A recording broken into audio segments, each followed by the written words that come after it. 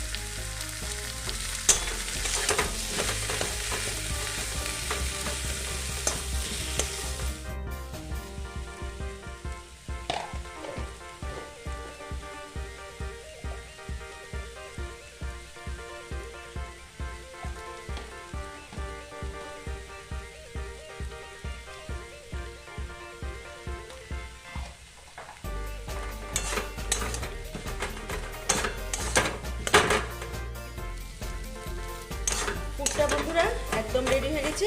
এবার এটা আমি ঠান্ডা করে নিজের মতো শেপ করে নেব, তারপরে আমি চপ ভেজে দেখাবো।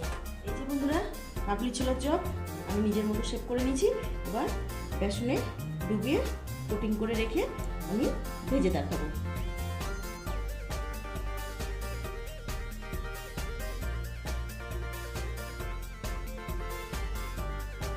এই যে বন্ধুরা কাবলি ছোলার চপ আমি কোট করে রেখে দিয়েছি। এবার আমি তেলে ভেজে দেখাবো। এটা সন্ধ্যেবেলায় চায়ের সঙ্গে কিংবা মুড়ির সঙ্গে খুব একটা সুস্বাদু রেসিপি।